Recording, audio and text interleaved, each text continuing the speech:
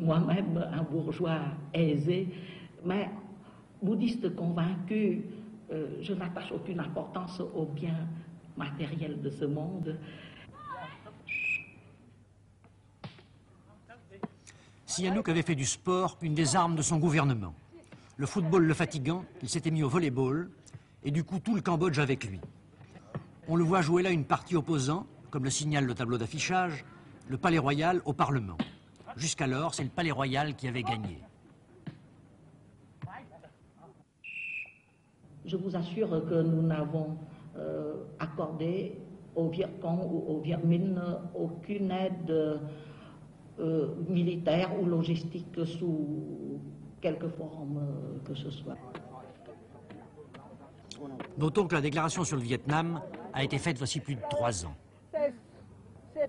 C'est un bon exercice.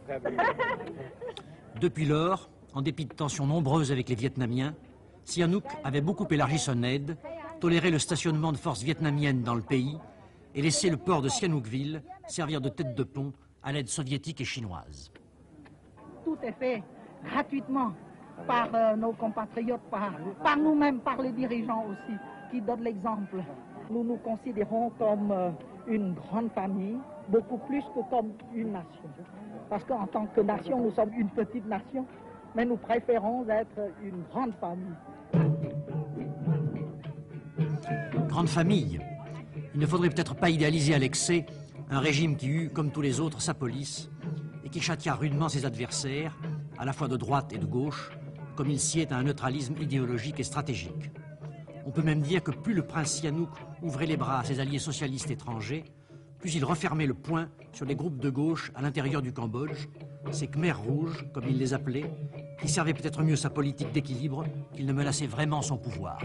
Le Pentagone se montre de plus en plus impatient d'occuper mon pays, qu'il a toujours considéré comme une brèche dans la prétendue barrière qu'il a édifiée dans cette région de l'Asie pour contenir le communisme.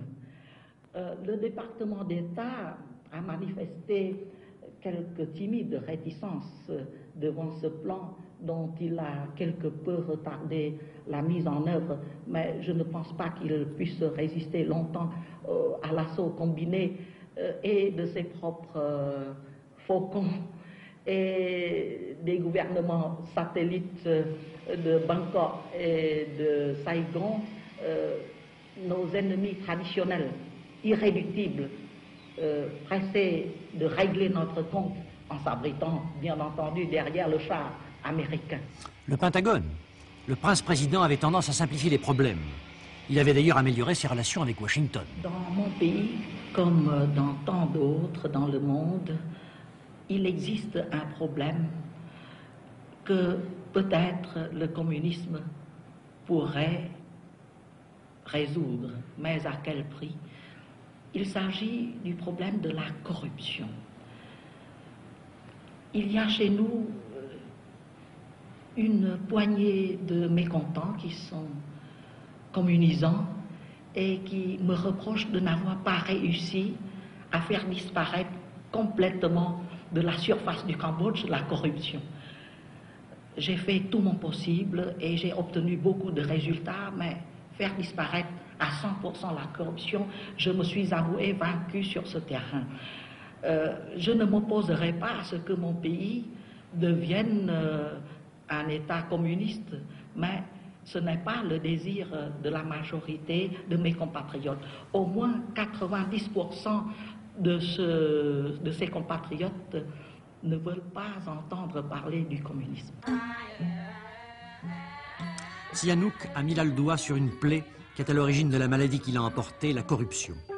Le plus curieux est que soit associé à la campagne menée à ce sujet contre lui aujourd'hui la reine-mère, qui n'avait guère de leçons à lui donner en la matière et que l'on voit ici, applaudissant à ses côtés, sa fille, étoile du ballet royal. On a monté quelques complots contre moi et notre gouvernement a toujours pu les déjouer. Et on prétend que j'ai la baraka, que je suis un protégé du ciel. Sihanouk ne manquait pas de lucidité, on le voit, mais gardait foi en son étoile, en ses généraux et en ses ministres. On s'étonne aujourd'hui qu'un homme qui se savait aussi gravement menacé, à l'intérieur comme à l'extérieur, ait à ce point prolongé son absence pour une cure en France et un long voyage diplomatique.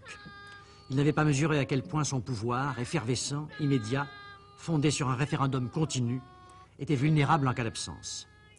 Il n'avait pas non plus mesuré qu'en déclarant récemment qu'il fallait tôt ou tard admettre le passage progressif du Cambodge dans un ensemble communiste dominé soit par Hanoï, soit par Pékin, il allait dresser contre lui les secteurs les plus conservateurs du pays.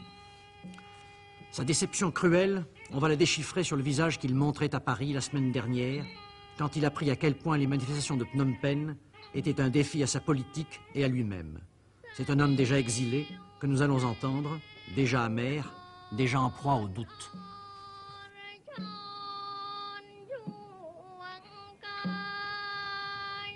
Il y a donc un complot de la droite actuellement.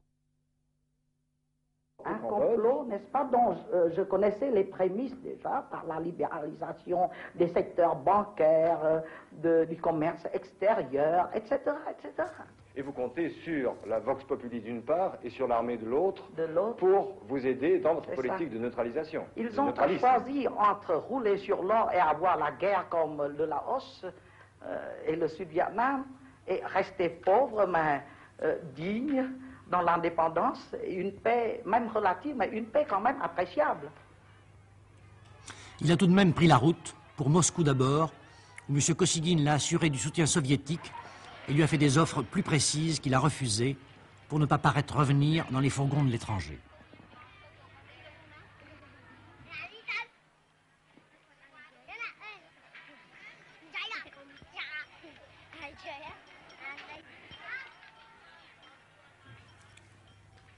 Puis il séjourne à Pékin, dont il lui arriva de contester l'influence, mais où il fut accueilli, voici 3 ans, par Mao Tse-tung. Mais que va faire aujourd'hui cet homme heureux, soudain frappé par le malheur? Voudra-t-il attendre dans une capitale socialiste ou neutre que ses vainqueurs accumulent les fautes en tentant de chasser les Vietnamiens? Favorisera-t-il la création d'une zone de partisans à la frontière nord-est du pays, aux abords du Laos, d'où il pourrait tendre la main à ses amis par la fameuse piste Ho Chi Minh? Avec un homme de ce tempérament, un match n'est jamais tout à fait fini.